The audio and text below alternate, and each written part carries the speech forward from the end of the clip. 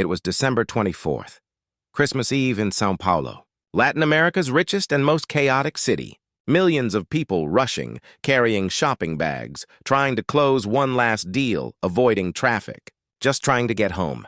It's the day where desperation and hope coexist side by side on the same sidewalks, in the same subway cars. In this first episode of our new segment, The True Spirit of Christmas, we won't tell a fairy tale. We'll tell you how one simple mistake turned into a miracle. A bag swap on the subway that forced two men from opposite worlds to face the raw, naked truth about their lives. One had financial prosperity, but lived in a misery of feeling. The other had almost nothing financially, but overflowed with dignity and gratitude. What happens when luxury and honesty collide in a crowded subway car? The answer is a miracle. Meet Carlos, the CEO of a fintech, lived by one motto: time is the only luxury.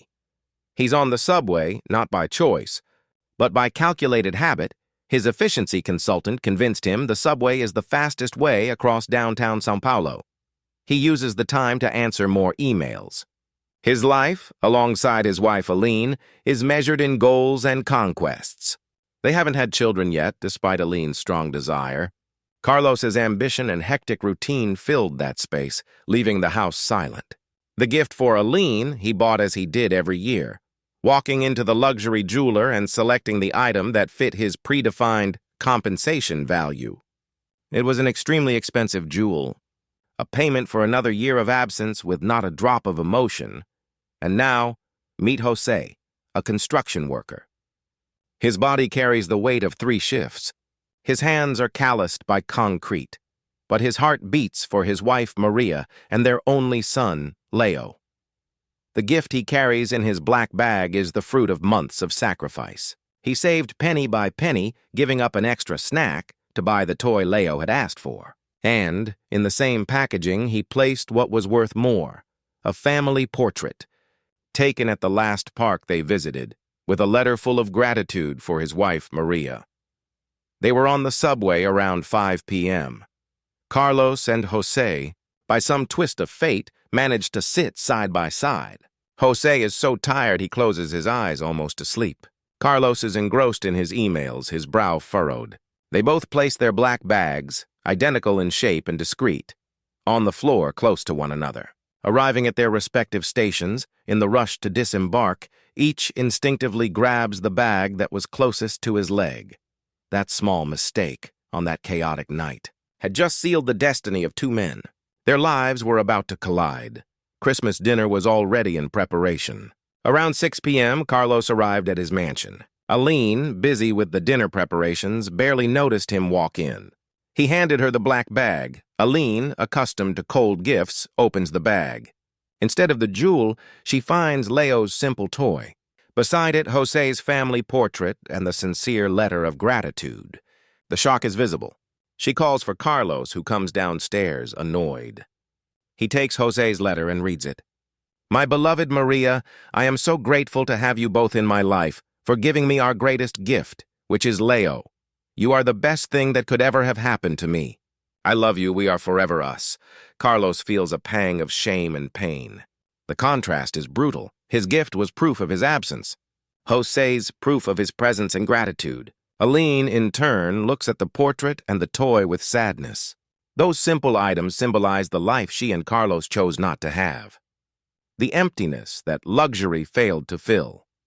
Meanwhile, José arrives home, with Maria and Leo also around 6 p.m. Leo opens the gift. The shock! Instead of the toy and the portrait, Leo holds an elegant box. Opening it, the light from the designer jewel illuminates the humble room. Panic and confusion. They knew it wasn't theirs. Maria, already worried, says, "José, that's worth more than our house." The temptation was real. That jewel was the solution to all the financial problems they had. But they were righteous, God-fearing people. José's gaze, fixed on the jewel, was one of disappointment and responsibility.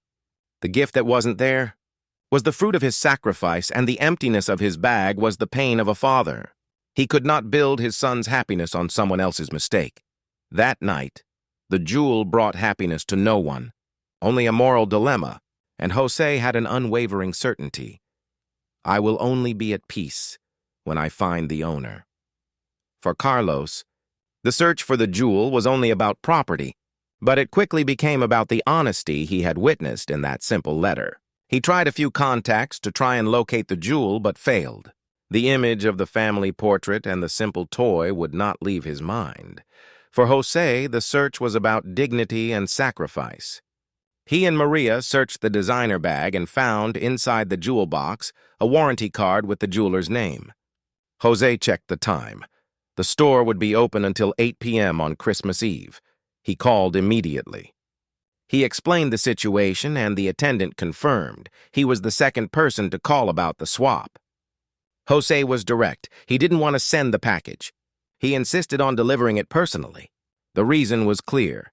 He held the desperate hope that by finding the jewel's owner, he would also find the present for his son, the one he had bought with so much effort. The store, touched by his honesty, provided the address of Carlos, an old customer of the store. The challenge was to race against time. Jose, with his wife and son Leo, set out on the journey. Knowing they had little time before Christmas Eve ended in disappointment for Leo. The contrast was visible. The crowded bus and, suddenly, the silent, imposing neighborhood where wealth hides. Little Leo, confused by the adventure, holding his father's hand, anxious to finally receive his Christmas gift. They arrive at Carlos's address. That Christmas would be decided that very night. It would be about a silent reckoning between coldness and affection.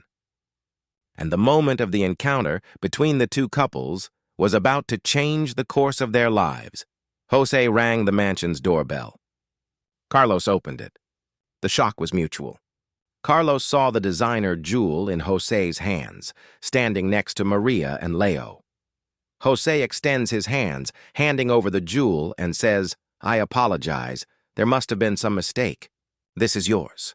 And I could only be at peace once I found the owner. And, if it's not too much to ask, did you by any chance find a bag with a toy and a family portrait?" Carlos was broken inside. He took the jewel from Jose's hands, looked at it, and saw no value. The jewel was worth a fortune, but what Jose was returning there was Carlos's own humanity, which had been lost a long time ago. Carlos replies, "Yes. Your son's gift is here, and your gift to me made me rethink some things. It showed me the ice cave I have turned my home into." Little Leo, finally with his toy, was already playing. Carlos looked at his wife Aline, who, with teary eyes, immediately understood what was happening. That visit was not casual. It was a Christmas miracle. Aline extends the invitation. "Please, stay with us for dinner. The meal is ready. We can't let you leave without thanking you for this beautiful gesture. It would be a pleasure to serve you in some way." What was supposed to be just a quick exchange turned into an unexpected celebration. Carlos and Aline spent Christmas Eve with Jose's family. A sincere friendship was born there. Aline was charmed by little Leo, and she and Maria had a lot in common. Jose started working for Carlos, who offered a partnership. Jose would use his honesty in a new project, gaining stability and dignity. Aline, in turn, began to see the value of simple affection and the true meaning of legacy. The swap on the subway was not an accident. It was a gift of destiny for both couples. The Christmas miracle wasn't the jewel saved, but the lives of Carlos and Aline saved from emptiness. They had to lose the luxury for them to find the true light of love. Jose had to appear with his simplicity and love for his family to change a stranger's life, and perhaps find a new path for himself. This was today's video, and if you like this content, follow the channel and hit the notification bell to receive the next episodes. And tell me in the comments what you thought of Carlos and Jose's story.